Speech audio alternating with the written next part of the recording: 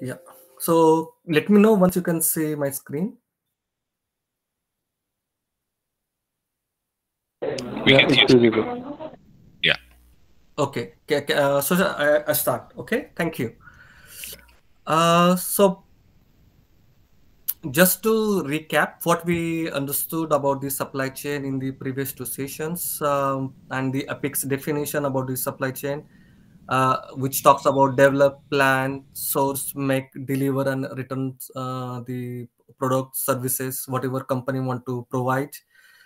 It also consists of the information, financial, and material flow, what we discussed in the last session. So I probably not really put more time on those things because we already covered this in the last session. Uh, Now we are coming to the more talking about the level two process or the key focus areas in the whole supply chain spectrum. When we talk about the develop, it's all about the product lifecycle management, R&D things. Uh, Plan, it's all about supply chain planning, sourcing, manufacturing operations, logistic, and reverse logistics. If you see all those key focus areas, it has various dimensions. It has to standardize. So one must know when he talks about the R&D, what is the R&D strategy? So how many products he want to launch every year? So that talks about the strategy, where he want to launch those products. So we will just focus on the supply chain planning on those dimensions, because we are we are talking about on the supply chain planning from since long time. So we'll see how these strategies or all those dimensions are related to the supply chain planning. So when you talk about the strategy in the supply chain planning, it's all about what products and services organization want to deliver to their customers, where they want to deliver, where they want to source their products, where they want to manufacture or produce their operations, the products, where they want to distribute their products, how they want to distribute, what horizons, what customers they wanted to do it. So it's all decided in this strategy. It's a top management where they decide and agree about the products and services.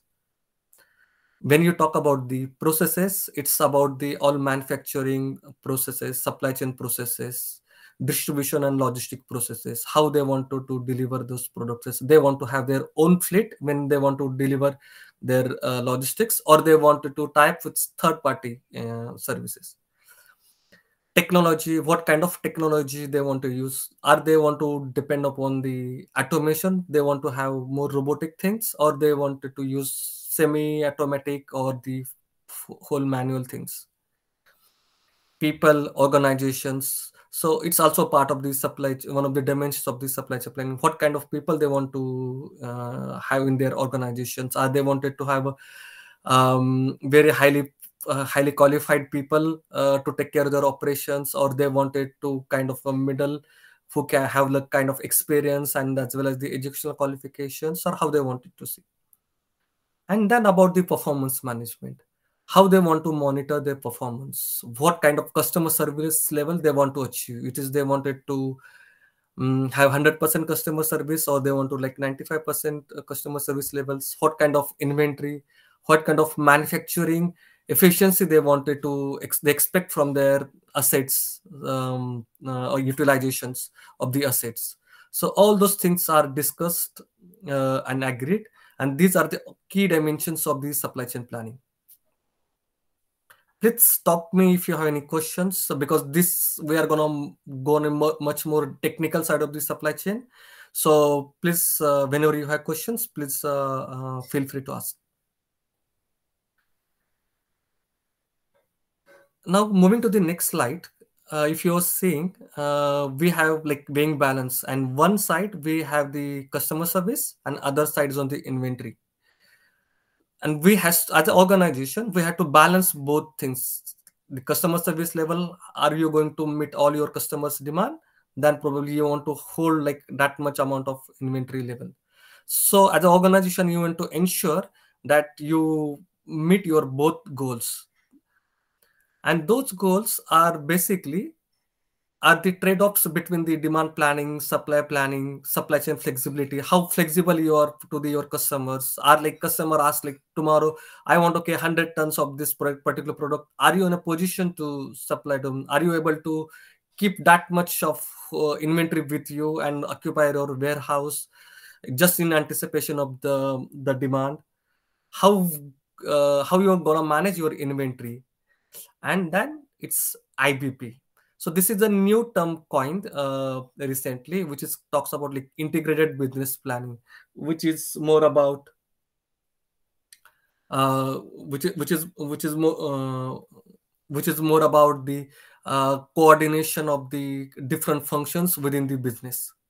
It's from marketing, supply chain, logistics. So everyone sees this same data. So this is something new, technology or new tool is coming in the market to have end-to-end visibility. Uh, Moving to the next slide.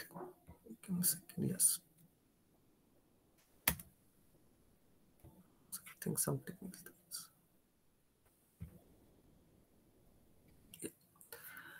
Now let us see what are the key components of the supply chain planning. So demand planning, supply planning, inventory planning, IBP, as I mentioned, collaborative process, and then flexibility. Probably today's session is more focused on the demand planning, and then we try to touch upon the supply planning as well, if time permits. So let us understand what is demand planning. Demand planning is the process of predicting what customers want to purchase, when they want to purchase. Just to be giving an example, now DMart is a quite obvious supermarket in the India. How they would be predicting their demand, how they are making their products available on the shelf. So that's about demand planning. There would be some demand planning team in the DMart who might be checking, for example, at particular location of the DMart, let us in Pune, Baner, how much inventory they want to hold for the particular products, maybe granules, maybe the toys for the kids, or so many educational stuffs. So they try to understand, depend upon the geographical area, the standard of living for the people, how much they can spend on those particular things. So they try to estimate those things, and that's what we call as a demand planning. Just to going a bit of in detail, demand planning is all about predicting what customers want to purchase and when they want to purchase this, why they want to purchase this, how much quantity they want to purchase this. So all those things, it's kind of estimation of the product and services to make available in the market so customer can go and purchase those things. Now, why we want to do this? Because no customers go and tell to the supplier, okay, I want this product. It's applicable in B2B scenario. But for example, an ordinary man, if he wanted to buy some grain, he do not go and tell to the DMart guys, okay, I'm going to come on the 5th of the December and I'm going to purchase like 50 kg of rice or something else. So that's not how it works in the real life. So DMart as an organization, they want to anticipate how much they want to keep as an inventory. So that's what about the prediction about the demand of the various products and services. Similar thing happens for the car, or you take any garment industry. When you go to the shopping to buy the clothes for yourself or your family, nobody has tell them, okay, you're gonna come on so and so particular day and you're gonna buy those clothes. So it's all about the estimation of those customers, estimation of the timing, and how much quantity they want to buy. Now, demand planning is it's depend upon the three key matrices: forecast accuracy, forecast bias, and demand variability, which we're gonna cover in the next slides coming. Any questions so far? Okay. So No, fine. yeah, okay. Moving to the next slide.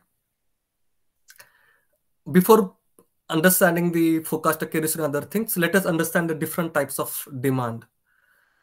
There are two types of demand: independent demand and the dependent demand. When we say independent demand, it's a demand which is generated from the sources outside of the control of the organization. For example, if Maruti want to sell a car, they do not know how much Maruti cars they, or how much Wagoner or how much Baleno they will likely to sell in the current year, in the 2022. So all those demands are generated from the outside of their control, because nobody goes and tell Maruti company, okay, I'm gonna buy Baleno in the November 2022. So that's not generally happens.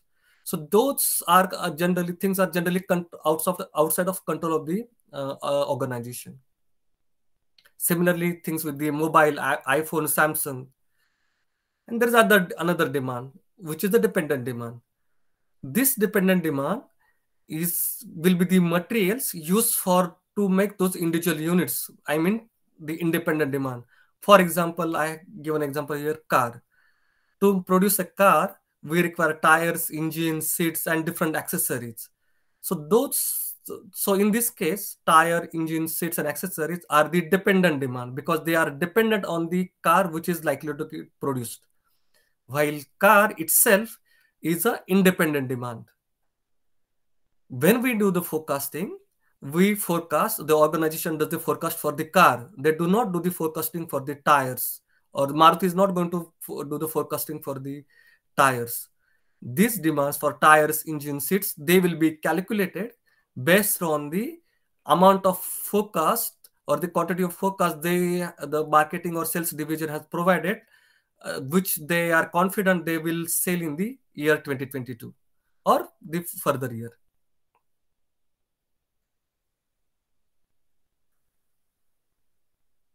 Moving to the next slide about the demand planning, how this basically works.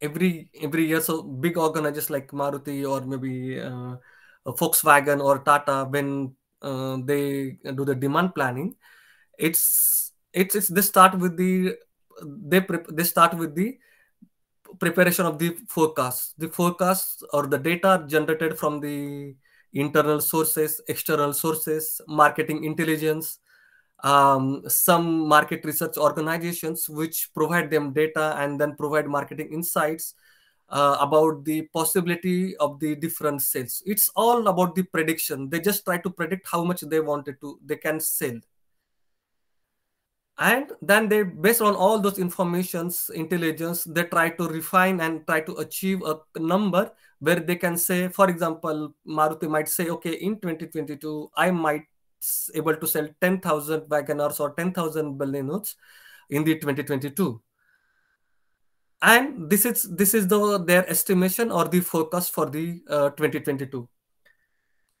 They use various tools, as I mentioned over here in the blocks. They use statistical forecast, which is more mathematical method to generate the forecast. There are some tools available in the market in the IBP.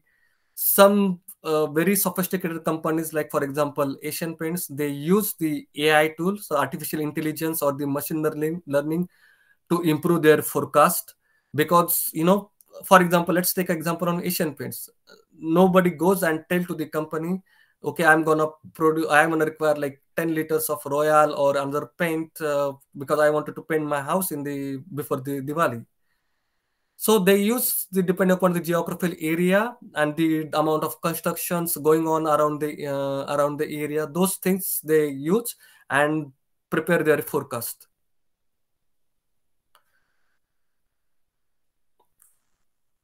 Now, coming to the key matrices which I mentioned about the few slides ago about the forecast accuracy. As I mentioned, forecast is a estimation of the future demand. It is just an estimation. No, and there is always said like forecast is always wrong. Nobody can test like 100% what gonna happen in the future. So they are always wrong. But as a company, they still wanted some rough cut guess, maybe 60% accurate or 70% accuracy, so that they can organize their manufacturing operations. They can meet their customer requirement to achieve those to meet their sales plan. So why forecast accuracy is important? Because to meet, if you have the high forecast accuracy, it means they can meet their customers' demand. They can generate their revenue. They can generate their profit levels. They can optimize their resources.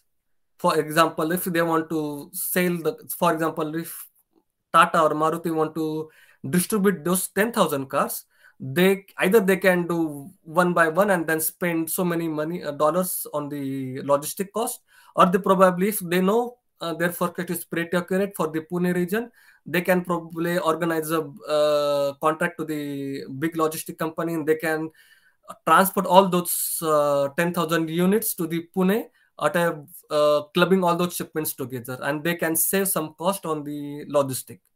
So accuracy of the forecast helps to take those decisions, to have low inventory levels. Why? So inventory is like the blockage of the money. It's good to have the inventory, but then how much? If you are too high inventory, probably you are blocking your money, probably which you could have used into the some other purposes. Smooth operations, because if you do not have your forecast accuracy pretty accurate, probably your operations is likely to shut down and shut off, which could be costly. It could be stressful for the people who are working the operations. Too many changes costed a company. Cost of the products might go high, and then it will reduce the profit margin of the company. So all those things are driven by the forecast accuracy. Moving to the next slide. Before more, I want to add something. Now, Yeah, before yeah, go ahead. coming to the forecast actual process, here few points are there. One thing, like Mohan was explaining, that demand planning and importance. Demand driven planning, what we in our company's example I will give, DDP we call. And in practice how it works, just to have, like, we do the demand planning for 5 years. As Mohan was explaining, it's so difficult to predict what is going to happen at the end of the fifth year. Even next year is also becoming difficult. But then one part is there that is very much required, to plan your for so many things in the planning process of supply chain planning. I was just thinking, like, Bhagyashree's the project was where she is going to have the uh, waste and process the waste product of electronics waste and all. So in that case, there may be how you will demand, how you will predict the demand, or how you will work out the demand. So I was just thinking how that process will be, and then what will be the forecast. Maybe, I'm not sure, easy, difficult, or how to do. We can discuss in detail about that. But that's the planning. So planning, first thing is, what is the demand to estimate. It's very very important thing. And today we are facing, what is the major problem, like we are doing digitization also, and the forecast is the basic major problem for us. And the reason is simple, that it's becoming day to day difficult to predict because of so many things. That's the one. And up till now, at least our company makes the small electric motors, and they used to have the uh, make to order, means whatever the demand is there, whatever the forecast is there, you will get from the customer, and then you prepare it. Of course, we at the one end, high level, we used to have demand driven plan and all 5 years. But then in reality, that demand driven plan and day to day requirement of the forecast, what you get from customer, there was so much mismatch. So we are moving towards build to stock model, and we are doing digitization, fully automated plant and all those things. And so from build to order to build to stock, we are going to move. In that sense, what is there, so demand planning, we will assume some fixed demand, we will assume some forecast, and then we will start building. Mohan mentioned one more interesting or important point is, in that case, how you will manage the inventory. or inventory can be increased. So it's very critical today's situation, this planning process and forecast, as much accuracy level and all. One more thing is there, how that accuracy may have obtained is the digitization may help, because you will have the past trend and data and all. So at least it may have some reference. But again, you don't know till yesterday what is happening, what was happening. After Corona, everything is changing. What will happen? So nobody knows, but at least digitization will give some reference points in that, and which may help to have some little more accuracy for planning and forecasting and all. If you have any thoughts, any question till this, like forecast means what, or the purpose of forecast, experience of forecast, you can share. I think after this, Mohan is going into the details of forecast process, actual process. Mohan, you are going to tell, no? Yeah. Yeah. So, but this is very, very like today's business. Uh, Forecast and planning is important, and it's very. And if you see the different industries have different, I will say, the characteristics, and because of that, the different questions or issues there. Like fashion industry, fashions are changing so fast. So again, the demand and forecast of the particular product becomes difficult, or to predict is not easy. How fast your fashion will change, and you today you are using bell bottom, tomorrow you will have the some different kinds of jeans, and then the day after tomorrow you will have something. So again, demand will vary, forecast will vary, and uh, that's another part. But again, but fashion industry is using the digitization very uh, effectively nowadays. They can predict at least to fairly good idea, good quantity, good numbers, how much they should make, or they should be able to predict or work out the demand in a better way. So forecast is very critical, and then how this process actually works, Mohan will explain now. Yeah. Mohan? Yeah, thanks, Dr. Munir. Just maybe one question from mind. Can you maybe anyone tell me if you how companies are using the actual sales data to replenish the inventory? If you have gone to shopping, or even you go to the DMart, how DMart is going to know, apart like to, if they want to replenish the stock, how they got to know where they want to replenish the stock? Do anybody can share their thought, like how it is generally happens? Do they do the stock count every end of the day and say, okay, I should have kept like 50 packets of the biscuits or anything, and then they ask to supplier to supply them, or how generally happens? Anybody can share their thought? Is it based on the invoicing that is made end of the day? Yeah, that is one of the that works in the B2B scenario. Yeah, that works. Yeah. Basically most of the applications nowadays what they are using for the inventory, it's having the report system attached with those. I'm just it's my thought process basically. So they are just maybe they are getting the idea about how much sales they did for the particular month, depending on the what occasions are there or what things are there, so that they can do that sale, and depending on that they can may arrange the stock accordingly. Yes, very good answer, Bhagyasri. Thanks. Just to add on, or just to build on it, how companies are leveraging the technology on this now. For just give me an example of the Asian Paints. Now, Asian Paints sells the paint through their various retailers. If you now see in the DMart or any shopping, they have a kind of a barcoding, and they all the time, they when they do a invoice, or they when sell a product, it is captured by some recording device, and it captures, okay, this product has been sold from that particular shop or from that particular retailer. So this is called like point of sale data. So most of the companies are moving to the or already moved to this concept where what happens when the actual sales happen to the customer, it captures that particular sale, that point of sale data. That data is transferred to the regional or distribution warehouse, and then it again transferred to the manufacturing warehouse, saying, okay, this particular region or this particular area, this particular SKU has been sold, and it's time to replenish that particular stock. That's how Asian Paint are using this POS data. DMart uses using this model. Hindustan Unilever uses this model because it's readily available. They need to know, they get in a fraction of a second at what location, which stores, what SKU need to be replenished, and they ensure that the stock levels are available, and then they do not miss the sales. Thanks.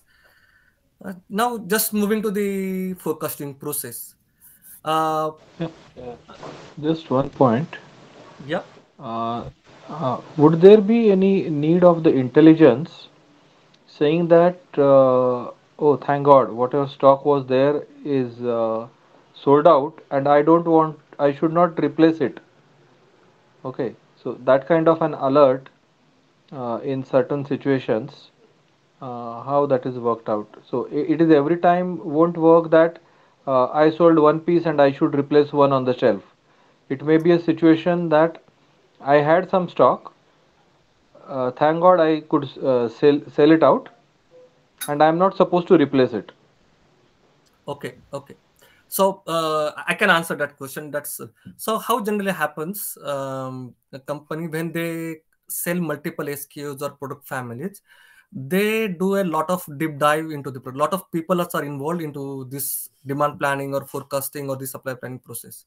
So let's take an example. Let's take an example of the Lifebuoy, which is generally the soap generally used sell very generally in India. So what happens when Hindustan Unilever, they want to phase out this particular product. They do not want to more particular product to sell it.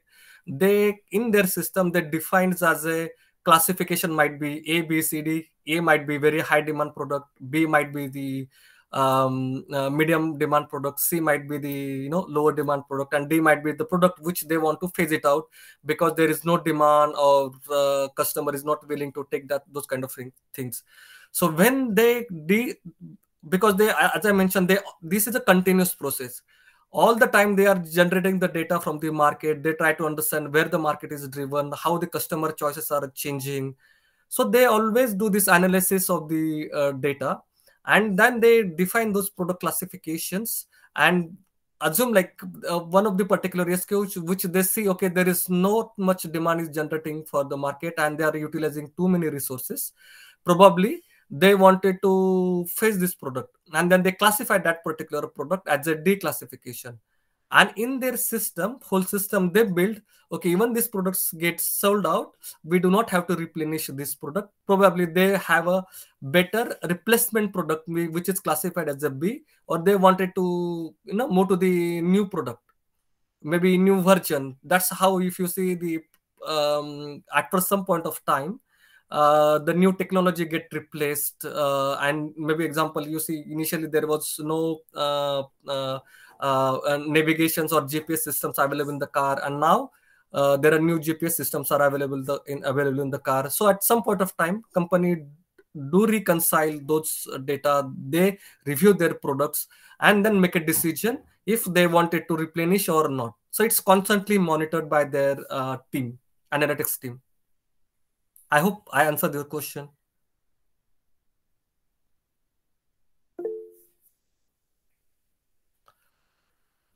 Okay, can I move to the next slide? The forecasting process. So Epix has defined the forecasting process with these 10 steps. When organization do the forecasting, they has to determine the purpose, why they are doing forecasting. What is the purpose of the forecast? Is to prepare the market, new sales, marketing campaigns. They want, or might be to build the production capacity, how much they wanted to increase or decrease the production.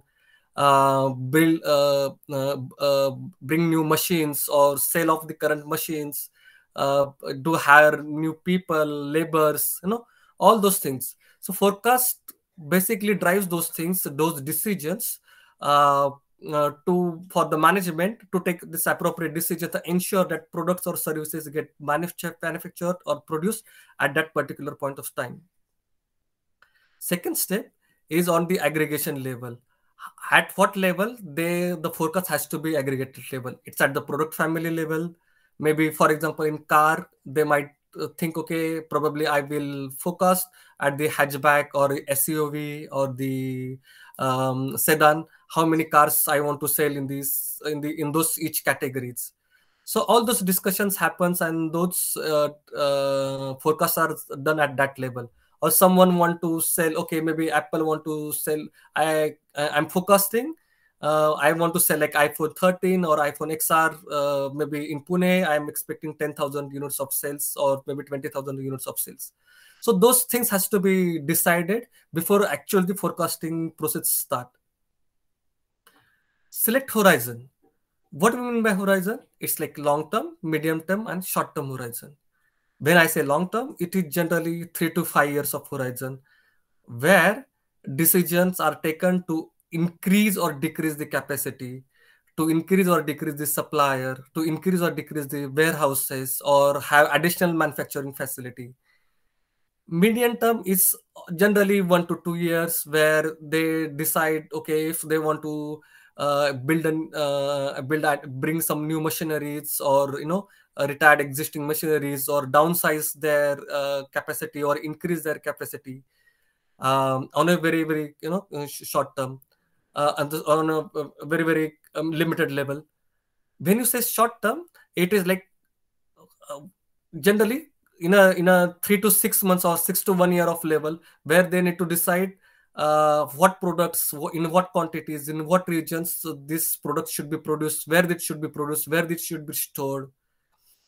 And then the last thing is planning bucket. So forecast is one thing, but then how you produce in the factory or in the operations. So for example, a planner might produce based on his available capacity. He might produce like 10,000 iPhones in a particular line. So he has on a monthly basis or on a weekly basis. So all those data, they has to agree before the starting of the process. Then the fourth step, once they agree on those forecast, the purpose, aggregation level, and then they decide how they want to do the forecast. They do the forecast, they gather and visualize the data, how it looks. They choose particular forecasting technique. So I will explain like what is qualitative and quantitative technique. So when you say the qualitative technique, they use the expert's opinion. For example, when a new product is launched into the new market where there is no previous historical data is available, and nobody can tell, okay, how this gonna work. When, for example, if new constructions are going on, generally in those areas before never have been the new constructions are there. Now some one builder, if you want to launch a new site, probably he would take the help of experts, like how this area is gonna develop. So that's all about the qualitative focus. And there is another method like quantitative focus. So when you say about quantitative, it's all about the previous historical data or market data. What is the size of the market?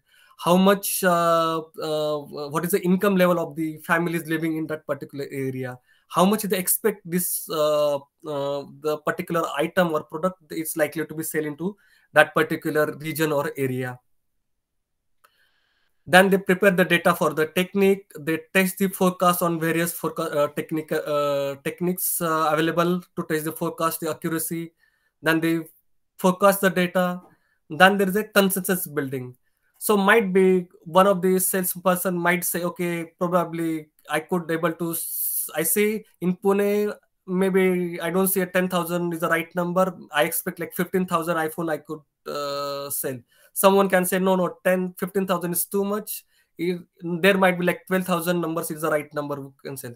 So all those consensus happens, building happens in the sales and operation planning meeting, which is generally now out of scope of this presentation, but it could be a different discussion. But generally, all those consensus happen in sales and operations meeting. And then based on the actual sales, continually improve the process. Maybe they think, okay, this forecasting technique is not really working. We need to have more marketing intelligence to have the forecast. Or maybe our forecast method is not right. Let us build something. Or they might use the some tools like SAP or IBP to forecast the data and bring some automation in their forecasting technology. So, or forecasting method, I'm sorry for that. So all those things need to be reviewed continuously and then improve the forecasting process. Any questions?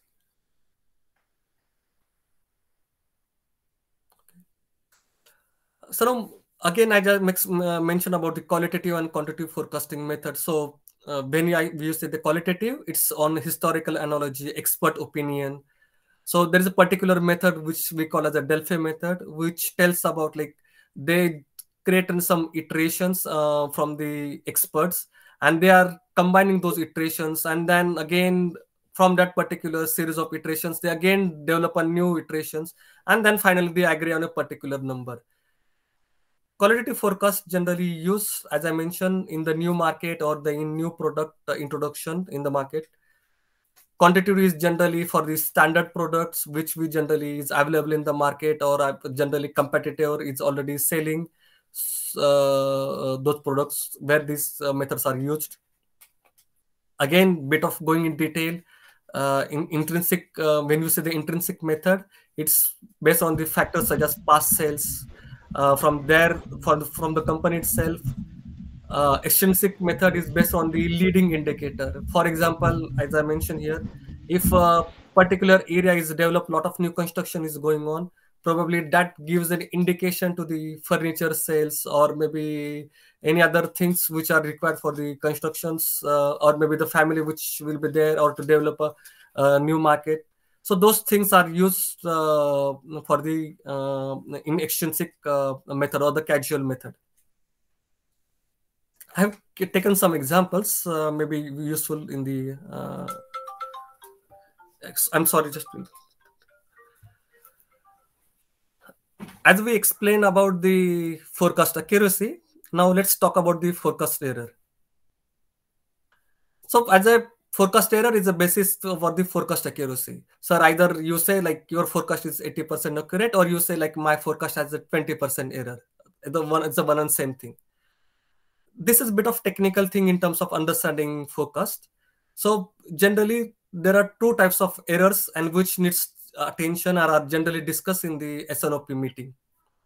So one is like random variation, which is generally forecast error, and there is a bias. So how Apex has defined those things like random variation and the bias. When you say the random variation, it's a generally fluctuation in the demand. So for example, someone say, okay, I could sell a product A in the January 80. So that was the forecast 80. But the actual sales happen when they check, it was only 60. So that's a forecast, that's a random variation. When you say a bias, it's a constant deviation from the average or in mean in one direction, either high or low. For example, one can forecast for product A like 100 each month from January, Feb, March and April. But then actual sales, they say, always happen like 120, 130, 110, and then 115.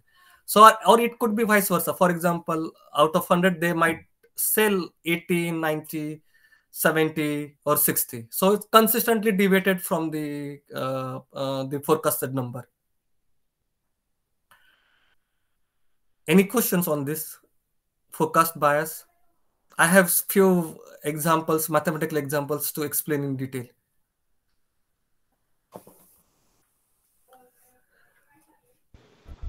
So what do you mean by forecast error? Is the deviation of actual sales from the forecast.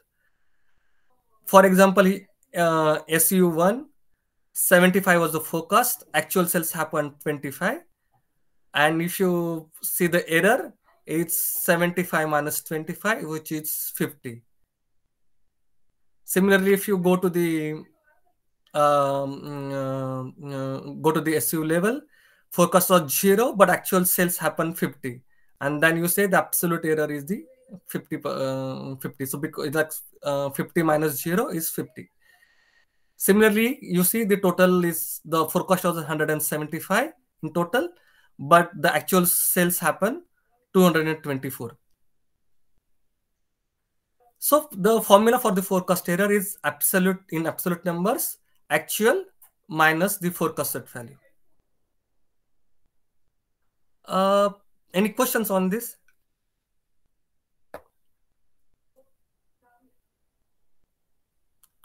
Okay, if no questions, probably I have one question for the audience. Can someone tell me why, when they calculate the forecast error, why they are using the absolute numbers? For example, here with the formula, it should be 25 minus 75. It should be minus 50, right? But it's not like that. Even here, like 74 minus 75, it should be minus 1. Why we are using the absolute? Why we're not considering the minus sign? No, actually, forecast is the one that you are using for your production, and that you are being ready, or you are investing money into for that 75 numbers, which you are not able to sell. So the deficit becomes the positive number. Okay. Anyone want to try? Bhagyashree, you want to try something?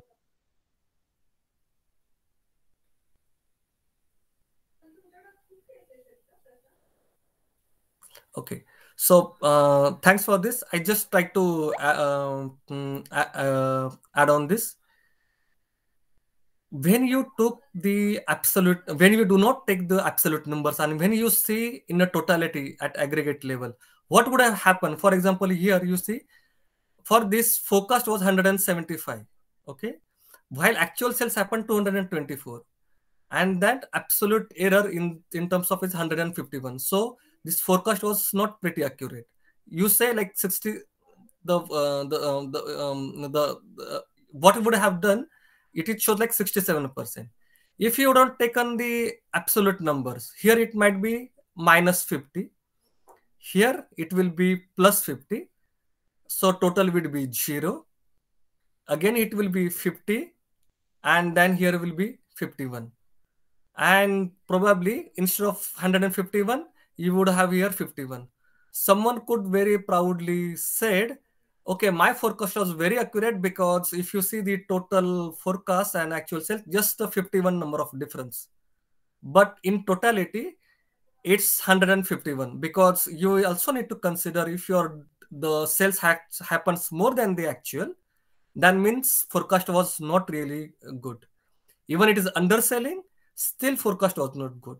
So when you say accuracy, it means closeness to the number. So that is the reason we are taking as an absolute number and not the minus or the plus number. So that's the whole reason. It gives then pretty good insight, either overselling or underselling. Okay. I have just one question. Yeah, yeah. What is the meaning of SU1, SU2 and all? It is just the period, or maybe the sales unit 1, sales unit 2, sales unit 3, sales unit 4, like that. Maybe you can Or take you may ABCD say, anything. Yeah. okay. So some part of the year you are talking about, right? Yeah. So this is they given forecast for, maybe this is a forecast for a product family. And when you say these are in product family, there are 5 SUs. And what was the forecast particularly for that product family? Okay. So SU1 is a different product, SU2 is a different product, you are saying. Yes, yes, yes. Okay. So 5 different But they products might you are belong to talking the about. same product family. Yeah, right. Understand. Okay. Yeah. Yeah. But then when you say that out of 175 prediction you sold 224, okay. So that means uh, when you notice that there is a shortage of production as compared to the demand, so you produce more, right? So generally, what happens in industry, even the forecast was like it for the 75, they generally keep the quantity more than that. Like production always because they know either if I couldn't sell in a January, probably I would still able to sell in the March. So they always generally keep the inventory ready for the March. When that's the reason, even the for example, or maybe it would have happened like in the previous month forecast was high and they couldn't sell that much quantity and that the inventory from the previous month was carried forward. So for example, you can take over here. They forecast was 75. They could not sell 75 and they're carrying the 50 units of inventory, something like that. Assume like this is the only one the forecast for the one SKU. So this Right. 50 could be produced for the or used for the next month's forecast, next month's sales, Hmm. like that. Okay. And it will all depend upon the nature of product and its shelf life, right? Exactly. On again on the what is the cost when or inventory cost you are holding? Again, for example, the daily use product, the vegetables or other thing, probably they generally keep like 1 or 2 days of stock. They cannot afford to keep more than that. If they can keep, probably they need to throw it out if they could not able to sell it out for a very high profitable product. Probably someone might, for example, if Tata Chrome want to sell the iPhone, they know like in January they will keep they will able to sell 100 iPhones, but probably they will keep like 200 of stock. Might be, they will sell it like 150 and they will increase the sales, they will increase their profit, like that. It all depends upon the company type of product, their shelf life, everything is correlated. Right. Yeah. I'm having one. Yeah, good. Sorry. Basically, whenever we are talking about a forecast, right? So Yeah. that forecast is for the specific one product we are talking, or we are talking it as an organization. If any organization is having the four products, so are we doing it product wise, or it depends on the organization? No. Generally, forecasts happen on the SKU level. So, what happens generally when it starts with the or the product family level? It generally as I mentioned, this is the part of general discussion of the sales and operation meeting. But it happens at the strategic level when the top management decide, okay, if they want to sell how much in a particular region, how much cars they want to sell, and they decide, okay, probably in Pune they will able to sell 1,000 cars in the 2022. So it happens on a product family level in the top management. When it goes to the middle management, they take the market intelligence, they decide, okay, in Pune, probably in Baner or some other area, how much where and which car they will able to sell. So they might be sell, some will say, okay, in SUV they will able to say 500 SUVs. Someone will say, okay, they will able to say like 200 hatchbacks. And then again, which SUVs, which hatchbacks or which sedan they will likely to sell. So it starts with the top with a bigger picture, and then it gets drilled to the individual SKU level, geographical level, like that it happens. And it gets corrected at every time when they get a new information about the geography, about the product level. Maybe the for particular product they might see a lead time is very high, so probably they will not put the forecast. So it's all about, like, as I mentioned, continuously improving the forecast and the its accuracy, because it's driven by many factors: market intelligence, changing customer choices, availability of the product, availability of the spare parts. There are many cases like the supplier had shut down, they couldn't able to get the products, probably they has to reduce their forecast. So Hi, all those things happens. Mohan. I Yeah. think Girish Kulkarni is trying to join the call. Can you admit him? Okay, yeah, thanks. Give me a second, Kedar. Yeah, okay. I think Also, Jagdish was Jagdish. there. Yeah, Yeah. Jagdish, yeah.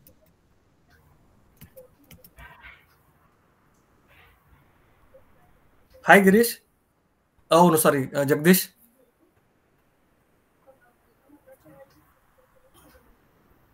Jagdish, are you there?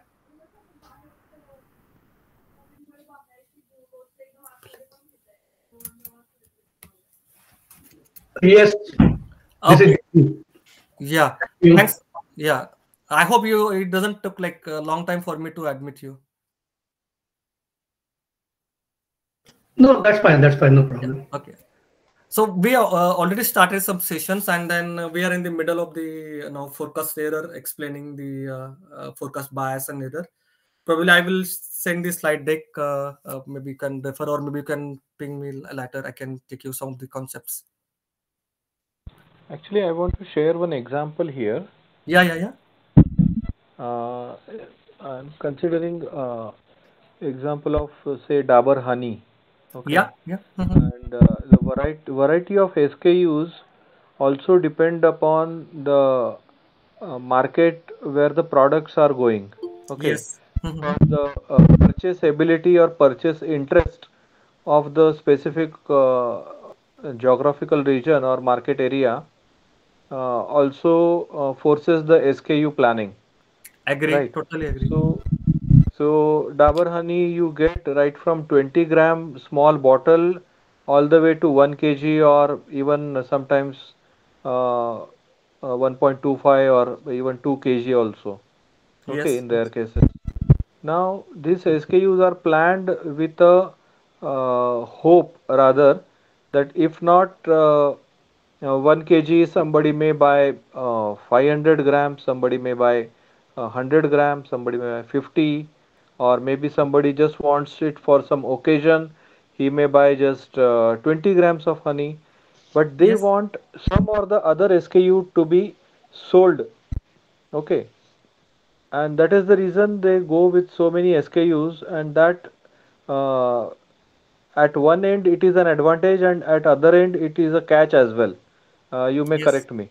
Yes. You are right. You are right.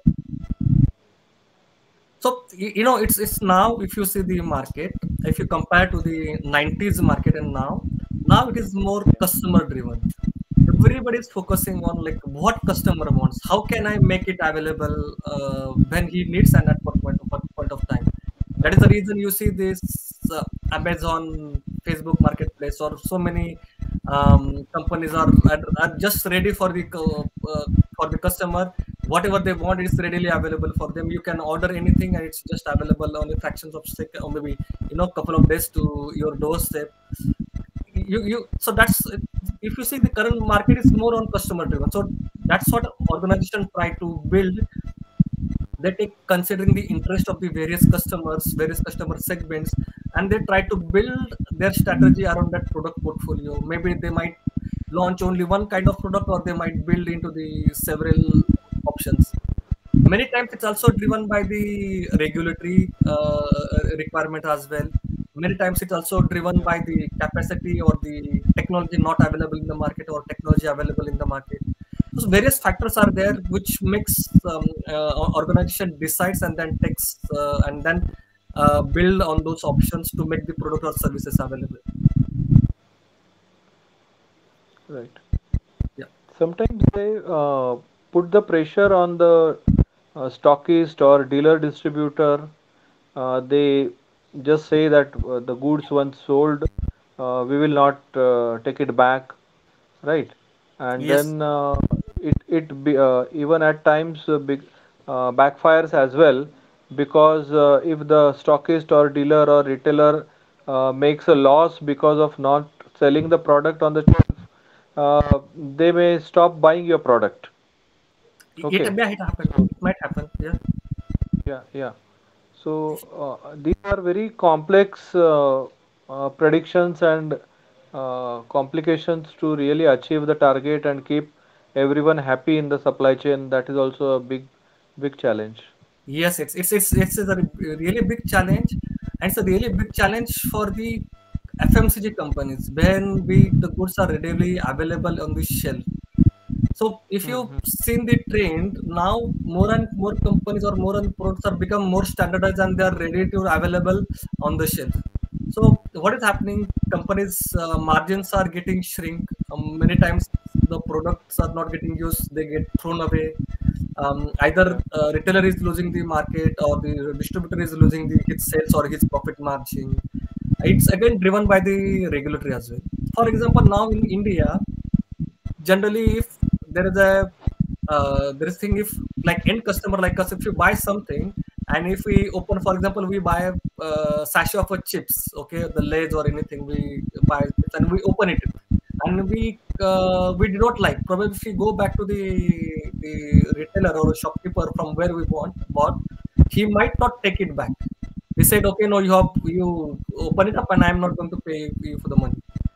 But it's not like, for example, I'm staying in the UK now, and here if you open a sachet, you open few chips out of that, and if you don't like the taste and you go to the supermarket and say, okay, I did not like this taste, please take it back, they're happily give you the money back. Yeah. That's all driven by the market, the regulatories and government laws, all those things. Yeah. Okay. Now moving to the next one, forecast bias. So again, as I mentioned, forecast bias is like consistent deviation from the overselling or underselling, or over or under forecasting. So this is an example, maybe pretty simple, like month one, the actual sale is 70, the forecast was 100, the deviation is 30, or similarly like that. So it might happen, with the different SKUs. This could drive the forecast bias. So these are the different ways of looking at the forecast, how my forecast is moving. It is always upside, it's always downside, like that. Just again, there are now bit of, this is bit of complicated on the forecast time lag and the lead time consideration. Now, for example, in the table I give it talks about the forecast lag. What is forecast time lag? As I mentioned the definition, this is when you set forecast time like 3 months, the forecast submitted in the March for the May is compared with the actual May. It's not like the forecast once submitted, they cannot be, your company cannot change, or the marketing or sales cannot change. They are gonna change the forecast. So that's the reason I mentioned a line initially. Forecasts are always wrong. They cannot be 100% accurate. And it's always changing. It means always a change in plan. Why it changes plans? It's all driven by the customer, market, supplier issues, logistic issues. So in this particular example, if you see the reporting month, they have given March forecast for the March was 125, April 130, May 175, 210, like that. April forecast, if you see, it is changed. In March, it was 130. In April, it was 135. In June, if you see, compare March, was on 210. While in April, they changed to 220. In May, they increased to 225. So again, when you see the companies, the forecast, they also need to see the forecast accuracy based on the time of submission. So forecast generally submission depend upon the company. In my company, generally submission happens every month. Some companies within FMCG, they might change their forecast every week. It depends. Some might change on every day, or some might change every quarter or every 6 months. It depends on product portfolio, what's market is driven, what is customer is requirement is there, like that. So this is also one of the way to look at the forecast time lag and see how good or how bad our forecasts are there.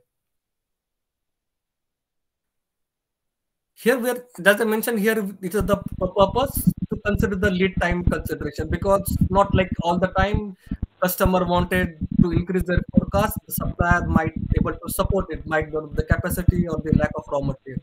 So this is also need to be considered when those discussions happens with the sales and operation meeting.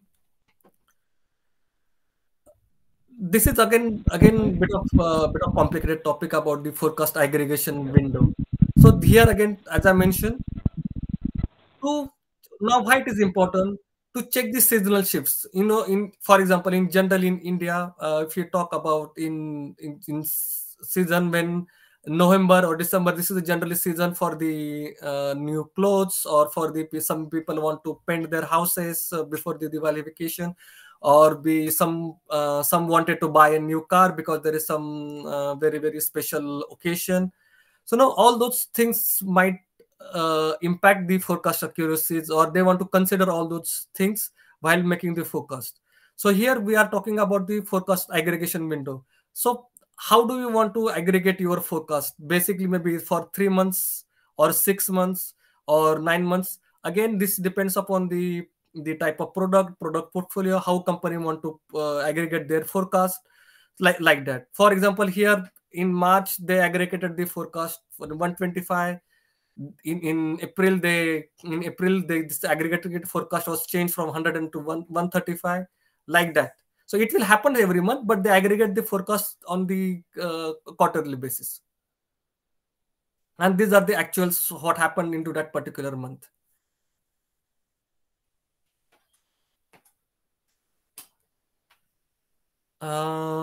Now this is bit of combination of, like, if you include the lead time and then aggregation of the forecast in the, like, with the period of 3, how this picture look like.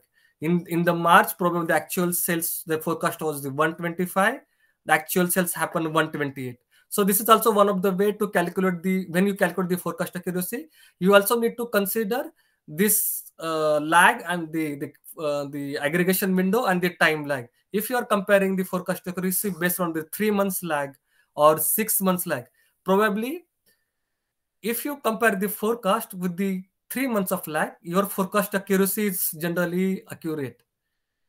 If you compare with the 6 months of lag, probably your forecast accuracy is not that accurate, or even as like time lags increases, your forecast accuracy gets decreases. Because during the time, what happens, many the marketing or sales, they understand many things which is happening in the market, the customer changes, new customers adding.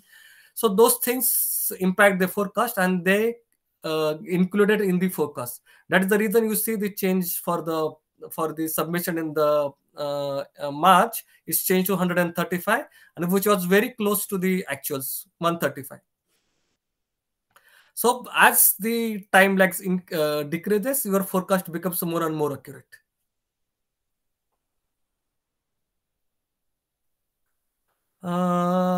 Okay.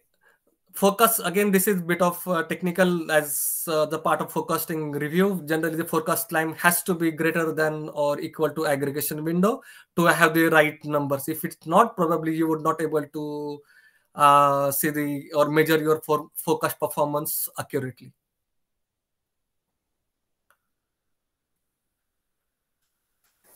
This is one of the example which I was like emphasizing on the forecast accuracy. Why it is important to have the forecast accuracy. So if your forecast of the company improves from 65% to 85% level, what are the things which might improve?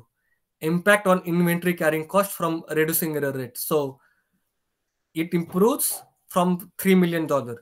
If forecast improves from 65% to 75%, the benefit could be in $2 million. This is a general example which I took from one of this one of the presentation, and how it helps, or what is the impacts in terms of inventory. Freight expedition cost.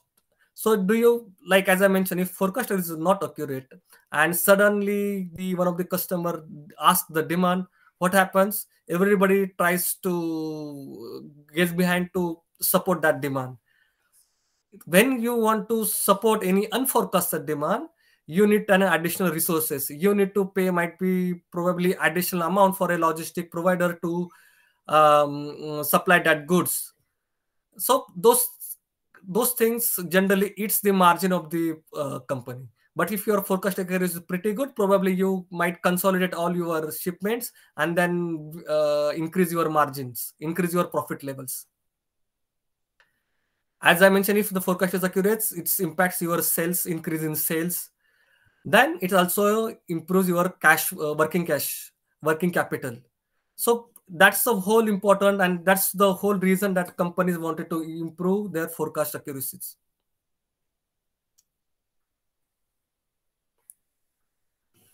Now, okay, everything is good, it looks good, but how do I know if my forecast accuracy is good or my forecast accuracy is bad? How do I understand where I'm good or bad? So there's one more technique generally companies are use, which is called the tracking signal. And what they generally say, if the tracking signal is 3 within limit plus or minus 3, the forecast is pretty accurate. Now they use the forecasted, and then actual what happens to that. They calculate the error. For example, if you see the period 1 to 10, they have the forecast which is steadily constant, 1,000 for each one of the SKUs. Actuals they have mentioned, and they calculate the error, like 300 minus 100 over here, and then we take the absolute numbers over here. And this is like the running sum of forecast error. So what did it mean? Like here the forecast was 300, and then took, like when they calculate the running sum for forecast error 300, error here was negative 100, which makes this 300 minus 100, which is 200. Here again they add, see the forecast error was like 500. It increases the running sum of forecast as a 700. It sums up at the end as a 0. And what they did, the formula to calculate the tracking signal, they calculate the running sum of forecast error, and they divide the mean absolute deviation. So this is again what do you mean by mean absolute deviation? As I mentioned here, it is the measure of the variation of the forecast. Pardon me, this is a bit of technical on the forecast. If someone has really worked in those things, then it's very difficult it's very easy to understand. But as if you're seeing this first time, this may take some time to absorb you. Hi, Mohan. Yeah. Sorry, Vaibhav and Girish are trying to join. Can you please let them in? Yeah, thanks. I will admit them.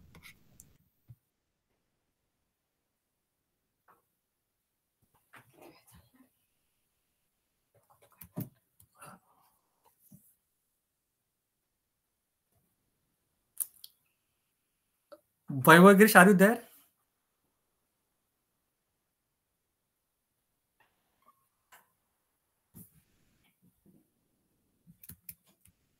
Hi, Vaibhav, Girish, are you there? Are you joined? Yes, I am there. Okay, yeah. Thanks for the confirmation. So we are in the middle of the session, Vaibhav and Girish. So I will be sharing the deck for the reference, and if you can email me if you have any questions on the topic.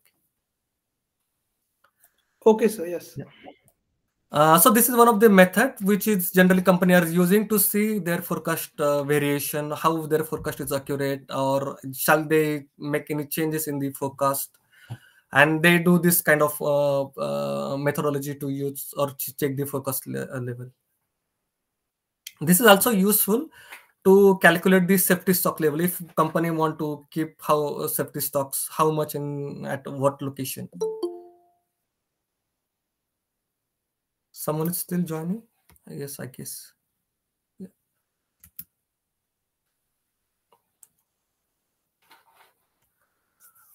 Now, what are the key issues and benefits of the having accurate forecast? As I mentioned, the issues generally happen in the organization which are ongoing, as Dr. Manoj explained. It's just very, very difficult to have the accurate forecast for the product. It's again, there are various things which are driving the forecast: seasonality, trend, other components. And at the time it's very difficult to meet all those customer demands. Lack of visibility functions, coordination within those functions to make the forecast accurate. The bigger the organization, the bigger the product portfolio, it's increasingly becoming complex to have the accurate forecast at the scale level. For example, someone was explaining about the example of the Dabur honey level. They might sell in 50 gram, 100 gram, 250 gram, 500 gram, and 1 kg level. Now, to have accurate forecast at each those level, it's very difficult. And again, to meet all those customers' demands, it's very difficult depending upon the various factors. packaging, distribution within the region, a lack of visibility to POS, syndicators, Canada. So someone like who were initially in this session, I explained the importance of the POS, the point of sale data. And that is the whole reason to improve their forecast accuracy. Companies are using this POS data, so point of sale data, because they could really forecast then at what warehouse or what shop they want to replenish their stock. That is the use they are using this technology to improve their forecast.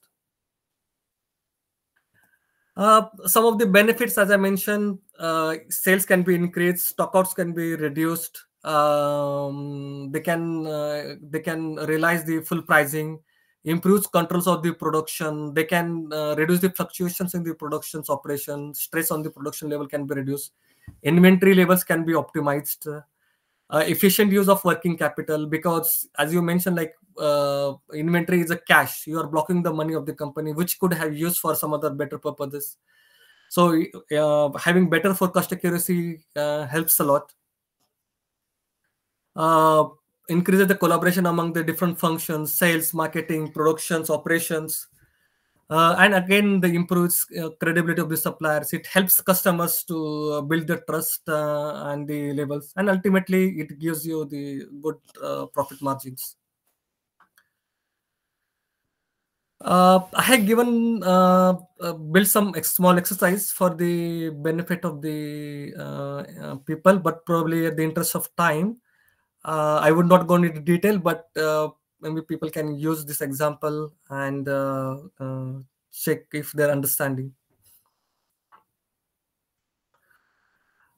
This is again one more example which I have built for the interest of the audience, and I also put some questions depending on how they want to see what is their, to check their understanding basically on the forecast accuracy, which forecast is more accurate. I given like product A and product B. According to them, which product might have the better forecast accuracy. I have given the solution also, but probably I would request not to go unless you complete this exercise and then check your solutions and then check your understanding.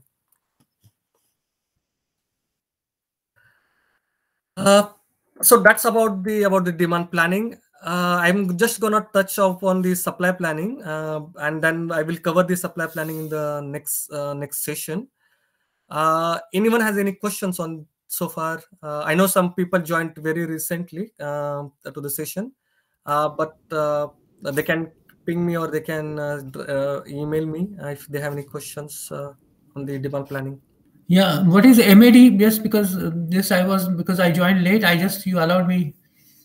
Yeah, so MAD is the mean absolute deviation. So it's one of the method to check the forecast accuracy. So it's a mean absolute deviation. So what it takes basically. So give me a second. I will just go back and try to explain. So for example, what do you mean by mean absolute deviation? So it takes like the what will happen here if you check the error, it will be what 1200 minus 1000 will be 200 will be the error. Here it will be the zero. Here it will be the 200 again. Again, yes. Here will be the 200, 300 and like that. So what happened? You need to take like the average of all these errors. That's called mean absolute deviation. In the what itself determined. Mean is average, and absolute deviation means it's not like positive or negative. It considers everything as a positive. And the deviation, it's like how much your forecast has been changed from the actual.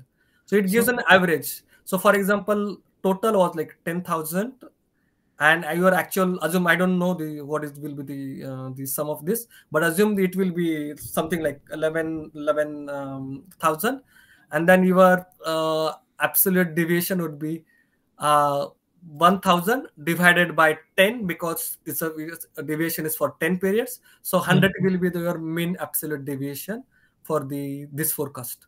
Okay, and one just question. So if you order higher than forecast also can be error, and even order less than forecast also is a error. Yes, yes, yes, yes. Because for example, if you order less, you gonna end, the organization gonna end up with the inventory. Shortage. Yeah. If you gonna end up like order more, probably there will be shortages or lost sales, or probably there will be expedition costs, or maybe several things will happen if like Okay. the order is more than the forecast. Okay. Thanks. I think that's clear. Thank you.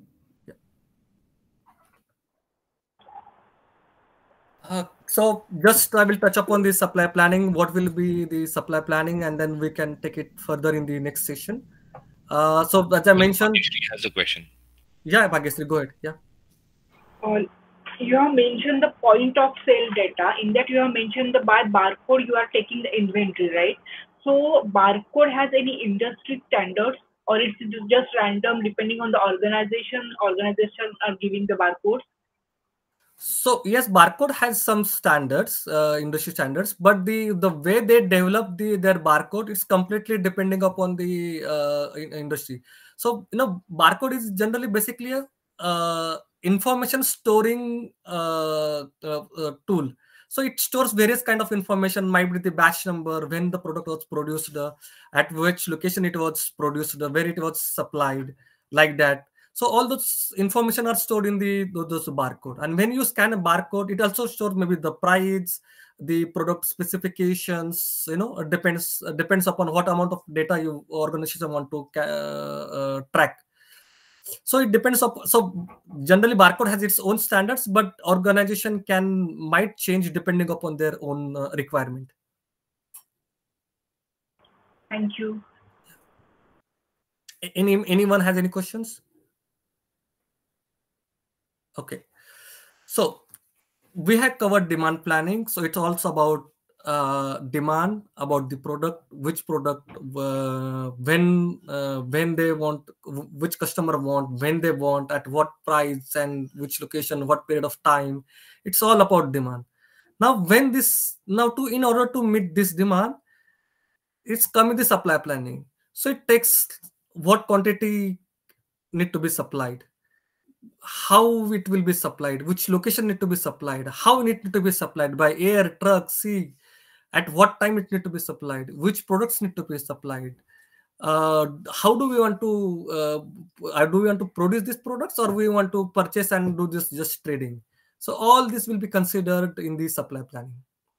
And then there are various, depending upon the supply scenarios, we have different matrices. Like for example, in terms of manufacturing, you might check about the capacity utilization. Are your assets which you have invested heavily are utilized to the optimum level? What is the stock out levels? What is our plan adherence level? Are we over planning, or are we under planning? How many times when we ship the goods we utilize the full truckloads? That's the logistic KPIs. What is the economic order quantity? Are we ordering in an economic quantity so that we cover the cost of ordering as well as cost of storing other things?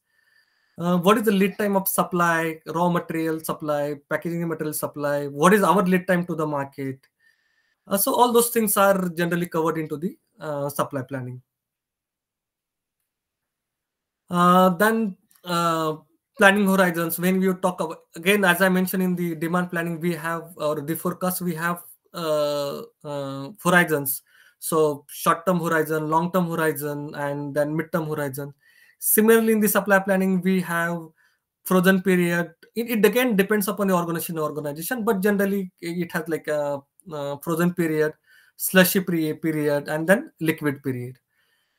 So what are those periods? When you say the frozen period, just to have the consistent operations, just to have stable operations, plan in this period are not subject to change. So for example, if a line is planned generally next 3 weeks, so anyone is in the manufacturing, unless it is a senior manager, is only authorized to approve those changes.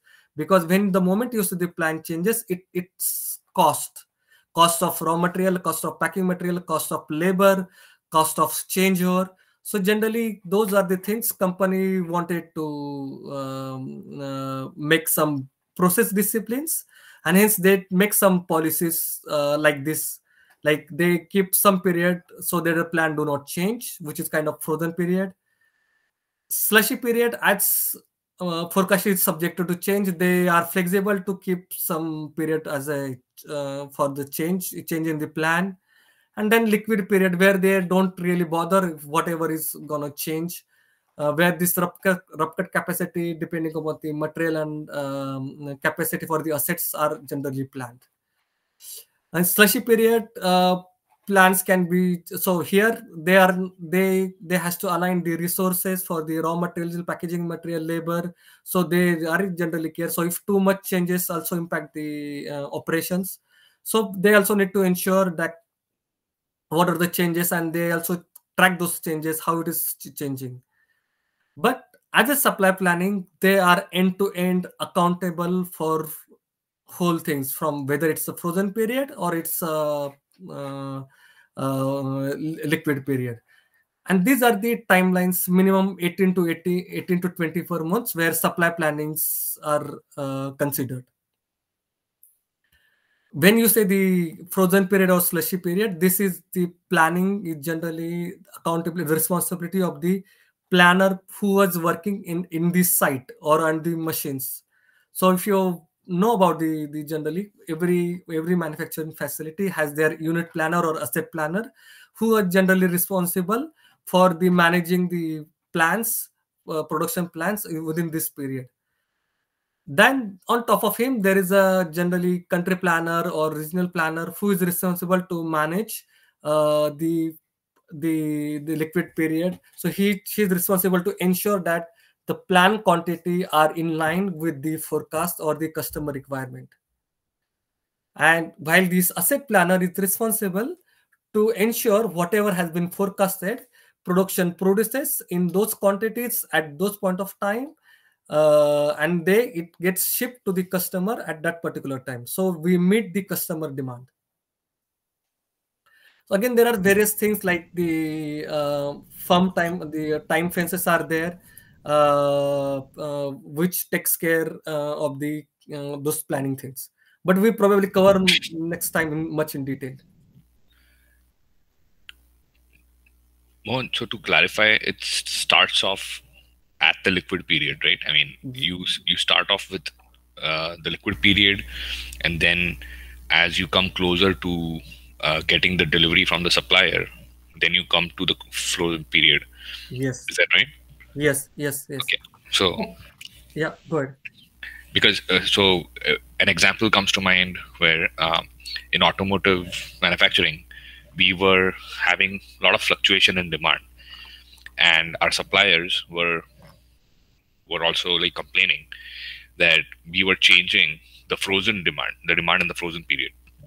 So when that happened, they had to rush last minute to increase or change the mix, the product mix of what they had to manufacture, so they could satisfy our demand. The problem was the supplier was not only supplying to us as a customer. Yes. They were also supplying our competitors for the same product. So they had to kind of put them on the back burner and produce for us. And that also like threw in all kinds of overtime charges and expedite fees for them and for us, which we had to eat afterwards. So it was as a result of our customer demand variation that we let go into our frozen period that made us made our suppliers hurt as well.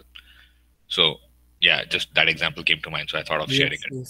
Yes, Kedar, that's a really good example. I mean, that's one of the disadvantages if the demand is too much fluctuating or the forecast is not accurate within this closer to the requirement.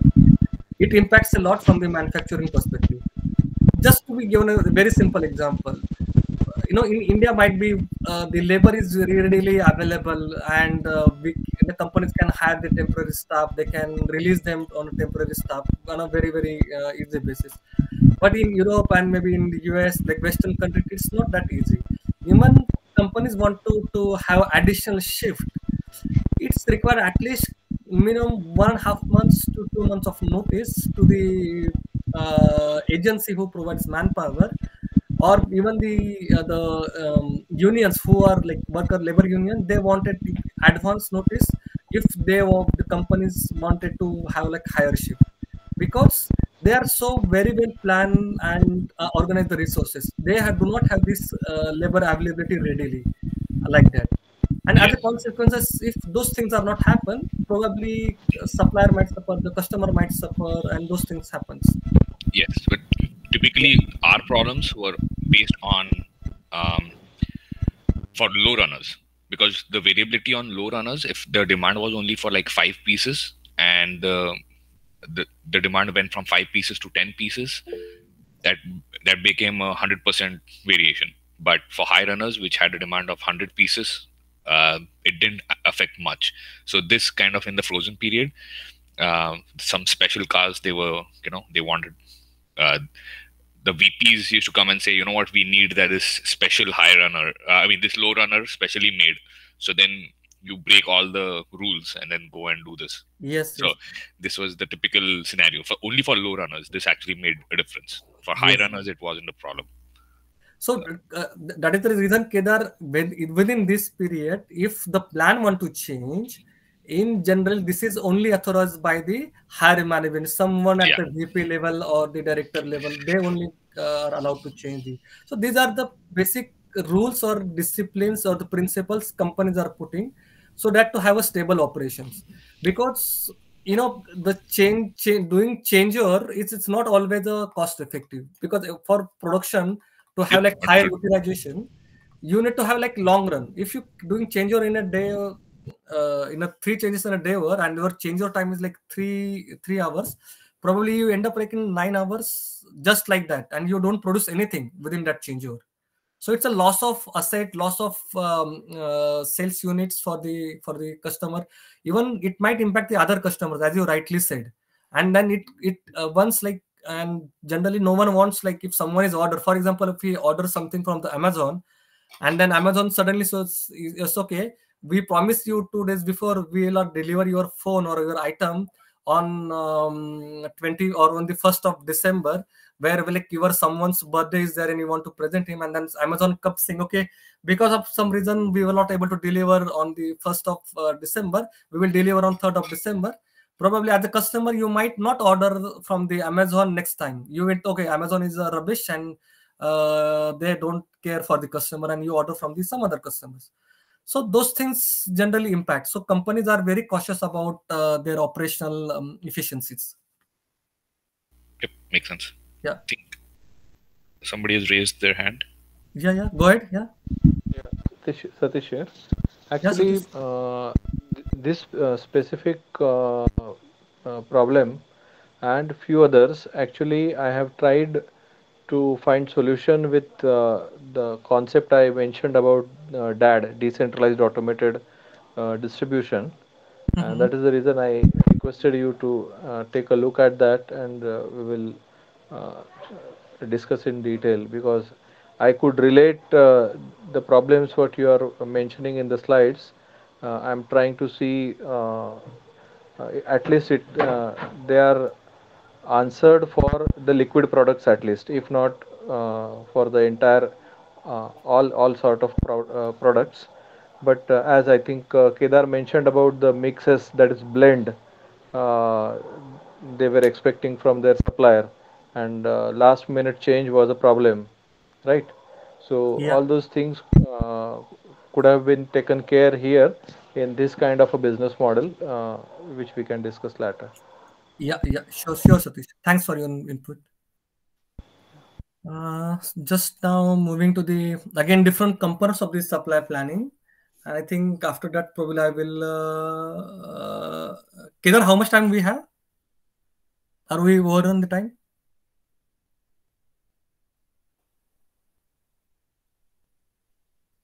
Hello, Kedar. Oh, sorry, I was on mute. Yeah, we have a few minutes.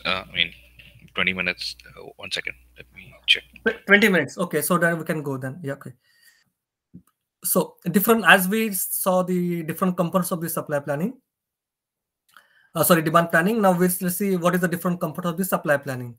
So anything, any L1 processes which I explained in the start of this slide, it's requires some strategy. So for example, in supply planning, we also need some strategy, like how much capacity we needed for the organization to meet their customers. How, do we want to have more flexible? Do we want like machines which produce like kind of huge machines which produce like 10 lakhs of units in a day, or maybe like that, or they wanted like very small machines which they can do frequent changeovers, or mid-sized machines.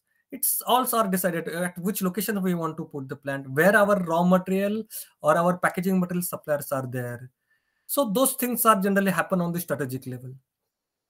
Distribution planning requirements, how we want to distribution, our distribution. Do we need to stay our closer to our customers, or do we want to stay our closer, stay a bit of far and manage through the central distribution warehouses? How many distribution warehouses we wanted to have?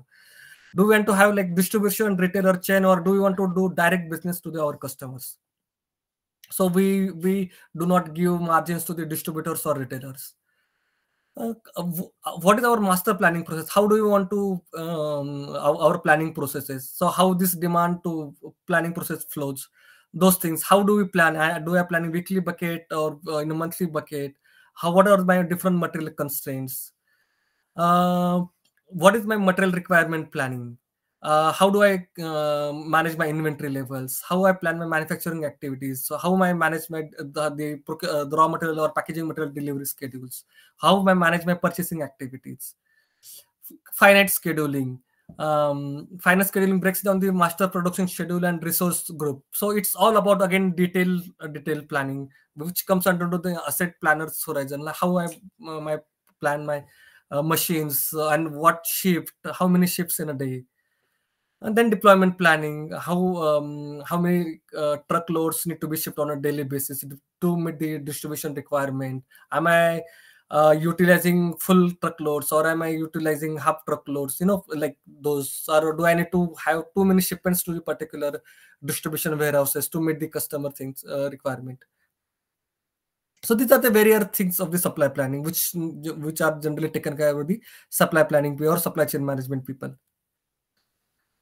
Okay. So this is as I explained earlier, like when you talks about the master production schedule and the finite schedule. So we discuss about the frozen horizon, which is like generally 3 weeks of time, where site planner is responsible and he ensures that whatever his plan is produced by the production in appropriate quantity, appropriate SKUs is used. Slushy period, where it's a bit of longer period, where he need to adjust the increase or decrease in the production plan and then he need to align with the raw material and packaging materials, the capacity issues, maybe resources like additional labors, those things. And then finite schedule. So this is as I mentioned, might be an assembly line, for example, line 1. So it just produces item D 1000 here throughout the whole week. Line 2 might produce like item A 750 till Thursday, and then it will produce on Friday item C. Then line 3 might produce like item B 1000 till Thursday, and then it make a changeover for the item D. So this is the example of a finite schedule. So you see, like at 8 a.m. 12 a.m. with different time zones are there, where they need to ensure like what products is produced on that particular line, whether it is getting produced in appropriate quantities or not. Again, one of the important responsibility of this site planner, that he should not overload or underload those line capacity. For example, if line 1 is capable of producing 1000 items on a weekly basis, he should load that line optimally. So he should ensure that that line carries like 1000 units of load. Or maybe in some cases on a Thursday or Friday he has a preventive maintenance, so he should appropriately reduce the capacity on that particular day and ensure that schedule is aligned, and then committed date to the customer is met. So sometimes machine goes for a breakdown, so he should balance his plan accordingly on different lines. He should find like alternative resources. How can I, ensure that I meet the customer demand based on even there is a breakdown? Can he organize the extra additional shift and then still meet the demand? So those things are generally taken care by the asset planning horizon or asset planner. Then second part is about the distribution requirement planning. So here it's also kind of a MRP. I will give an example. For example, the company has a central warehouses. It central distribution warehouse, which gives you, okay, on month one they give a gross requirement 200, and then in second month it's 100 and 200, and then it passes those requirements to the manufacturing houses. Okay, they probably wanted in week 1 200, and then week 3 again 200. They need to produce like 200. So how this requirement is going to passed to the different manufacturing plants, for example here and here, and they produce. For example, you see distribution warehouses require 200 in the week 1. So he has passed this requirement to produce in the first manufacturing facility. Like they need to produce like 200 over here, and then week 3 in 200 here. While the week 2 requirement is passed to the second manufacturing facility. Might be there is some preventive maintenance is planned in this facility, or might be this facility is closed for some reasons. Or maybe they want to supply to some other warehouses or some other customers. This is all about the distribution requirement. Again, just maybe if people are not aware, there's again the concept of the bill of material. So what is the bill of material? Is like the product where this need to be produced, and then this product, for this production, this need, again there are 2 sub assemblies or sub components. For example, I given in the initially, there is a car. So this car will be the parent, and then there will be sub assemblies, maybe the engine, the tires, those other accessories are required to produce those sub assemblies. So this is kind of a bill of material. Now why this is important? If you see for example, a car, and then car requires tires and engines, probably these tires are sourced from some other supplier, and then engine is supplied from some other supplier, because those are different supplier who produces the engines and then tires. So requirement has to go and to the different supplier. Lead time is different. Might be for manufacturing of tire, the lead time might be shorter, while the engines, the lead time might be higher, because it's a more complex operation. So this is all taken care by the material requirement planning. Any questions for this?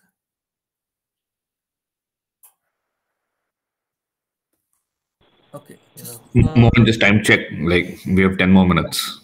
I have one question, Mr. Wagh. Yeah. So this components of supply chain planning you were mentioning, so this bill of materials is you said it's a very important aspect. So, and you were given the example of automobile industry, but in automobile industry, if I understand, there will be sometimes you can have several big number of suppliers.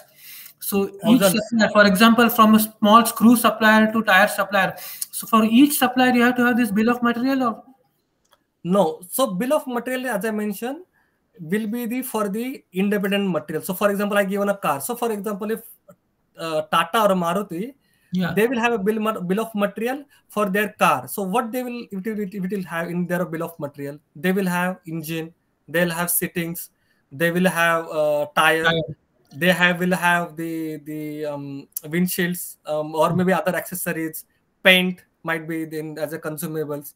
It's a depend upon the product what they have.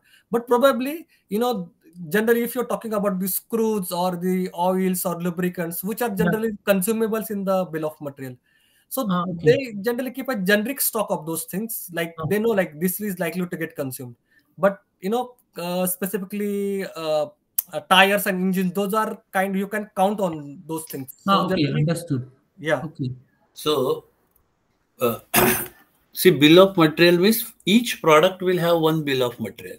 So suppose there are the different models. So say car is there, car A, model A and model B, then both will have different bill of material, but maybe 80-90% or whatever, some components will be common. So one product, now he is taking one, is talking about car. Car has say 20 sub assemblies. It will have wiring harness, it will have doors, it will have chassis, it will have glass and all. So there may be 150 20 sub assemblies. Then each sub assembly will have further either some sub assemblies. Then each sub assembly will have different components. It may be a screw, from screw to sheet metal part and all. So bill of material will have different levels, and then each, at the end of the day, suppose you are making. So just a curious question, because I am working in a pharmaceutical industry. Is it possible to give some example for me about pharmaceutical industry bill of material which can correlate, or maybe you can give later with respect of time? Okay. Bill of material generally for the product I said. So for pharmaceutical bill of material, it's a very interesting question. Industry-wise, how it varies. Let's say the automotive. In automotive, what happens when you sell any product in the car you sell? So material cost and other cost. How much will be? Suppose 50 to 60% is the material cost, and other cost is the production cost and sales marketing cost and all overheads. That proportion is say 60% material cost and 40% other. In case of pharmaceutical, bill of material means what you sell is suppose one tablet. So tablet is what? If you have the coating outside, suppose cover, and inside ingredient. So bill of material for pharmaceutical for that your tablet will be say, and in that again in that there will be various chemicals or materials will be there. So material A, material B, material C, plus you are coating something which goes as a final product. That is the bill of material. But in case of pharmaceutical, it may happen your bill of material cost will be lesser, and then it will be more cost, maybe processing cost or quality and checking cost, that may be more. A classic example further to pharmaceutical I will give as a perfume. Perfume is what? You see, they sell at what? $100 one or say $1,000 bottle of perfume. Then actual perfume bill of material of the product is say hardly 5%, but they spend crores on the advertisement. So bill of material is so bill of material is the materials which goes in the product. So planning is required. This whole what we are talking planning is for those material planning, and so it will come up to the either raw material, components, sub assemblies. You may be buying different in case of automotive. In case of pharmaceutical, you may be buying. Very nice example. You have given nice example. It's very self-explanatory. Perfect. Actually, there was also one more point for pharmaceuticals, like the Moderna, the Pfizer vaccines that were being sold right now. So the bill of material also included packaging, the vials or the glass bottles that the vaccine goes into.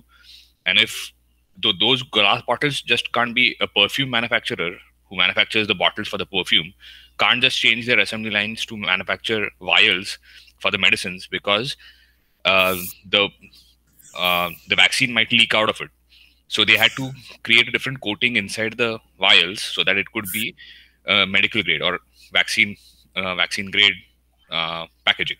So even that packaging supplier had to be specific to that particular grade, and then so that also goes in the bill of material. In case of medicines, it won't be just the medicine. No, correct. I can give you an example. In our company, we have 3 types of tablets, but each tablet has a different packaging material.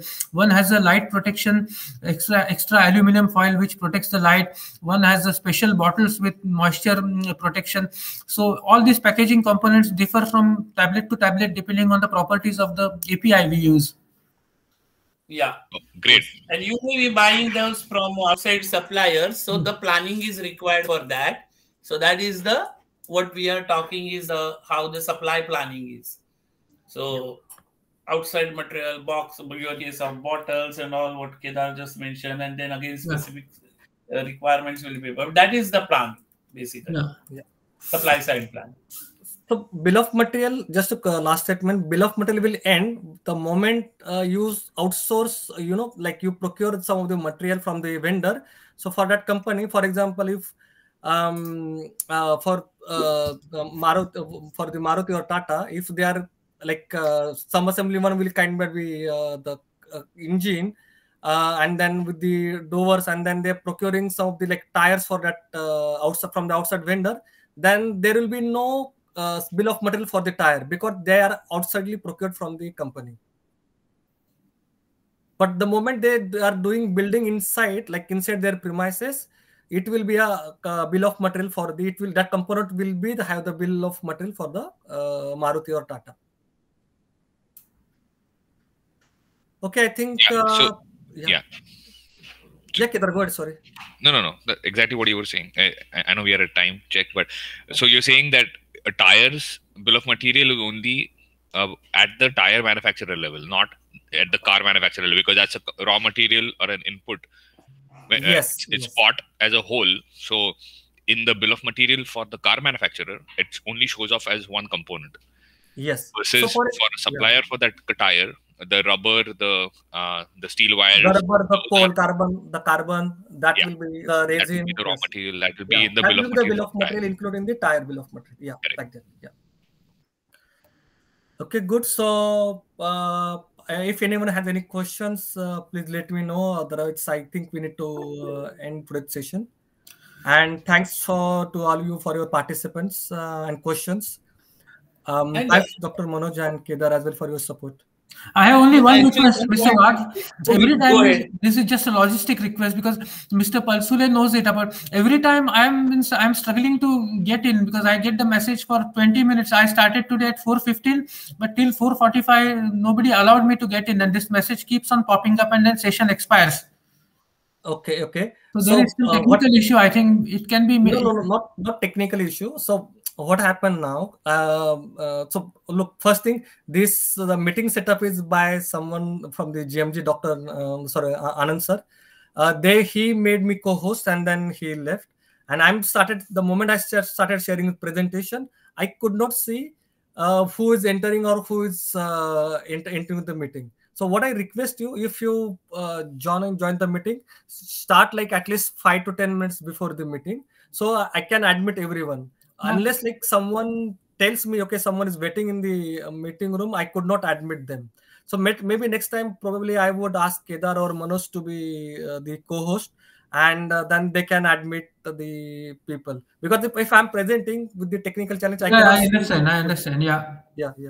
Thank you. Thank you. Thank you for your point.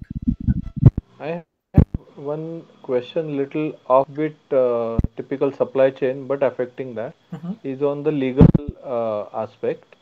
That due to pandemic, has any legal terms and conditions or rights of placing the order have changed, saying that yes, we you projected order so and so, but we have right to pull back the order with a short notice of so and so period. So any such thing has happened due to pandemic, or was that already in supply chain activity? I think force majeure is anyway, for example, in case of plastic raw materials and all, big companies also have force majeure, and if that is there, suppose we have placed the order to the supplier and supplier declares that he is not able to supply because of even it is the total plant failure is there, or in case of pandemic is there, they can write down with that and say that we will not be able to fulfill the order because of they have to publish that and give the valid reasons and all. But again, it's like a practical, okay, the one thing is to publishing that, but suppose where there is a monopoly is there, then it makes the sense. Otherwise, you will go to the another supplier. If there is a commodity, and you can go to other, it can go. And then how to take care of damages during that period because of shortages is another part. But what I have seen now is more specific contracts are being made compared to earlier. after the COVID. Earlier, the contracts were, it was the understanding many times of business relationships and all. But now we are forcing the contracts more specific. It's at both ways. One is today we are talking about planning, quantity point of view, but it also depends on the price point of view also. Like because of this whole thing, like prices are changing so much, not only for components or material, but as well as logistic costs. And earlier contracts were not so specific. So at both the side, like supplier side and customer side, the contracts are becoming more specific. So your point is legal, then you can have the legally, you can go ahead if you have the contract is specific. Okay. Thank you. But actually, in the case of planning, now you raised this good point. Today, Mohan has covered all, I will say, more theoretical part. But there are a lot of things practically what happens in planning, like bullwhip effect. Kedar has some good slides on that, I know. Then how it affects the supplier side capacity. We were talking about the labor. Mohan gave example of labor availability in Western countries, but the machine capacity is also very critical. Supplier can produce, say, it has some press and they can produce 1,000 parts per day, and the requirement is increased suddenly. Then how to tackle? Lead time is another area. For example, you have to 10 days buy ship, we say, and then suddenly you want by the next day or within 2 days. Then you have to supply through, you have to send through air. Then by air, then cost is there. Then sourcing rules are there. I think next time we can have some more on the same thing, but more practical discussion we can make, and everyone can share the ideas. Like someone will talk, then we can compare pharmaceutical industry versus the retail versus fashion versus automobile. And then there are two things. One is we call now demand-driven planning. The second is the data-driven supply. How it is related. Because if you require demand-driven planning, more and more accuracy, the supply chain should be data-driven. So next time with this planning, we will have some slides and we may have the discussion on this demand-driven planning, data-driven supply chain, and all the practical aspects of planning. If you want, then we can have that way discussion. Yeah, and maybe I may propose one last thing, that if you want us to prepare something, you can give us some preparation time in advance so that we can make some points also. It will be nice. I think that will be very good. That was our initial plan. Actually, what happened is we are becoming little better organization was required, some technical issues in this. What we want that we will give maybe broad, either I was thinking case study or some topic, and you can prepare for 5 minutes or something, and you can present that, and then based on that we can continue discussion. So I think we will discuss within ourselves by tomorrow or day after tomorrow. Within 2 days, we will give you some topic or some what we expect you to talk on or you present, and just 5 minutes you can have few slides and your presentation, and then we can go on discussing on that. That will be more interesting, I believe. Yeah, that is, I think I agree. It will be very nice. Okay, if you are ready to do that, that's really good. Okay, so can we close the meeting and then we talk on next Sunday? Thank you so much, everyone, and have a nice day.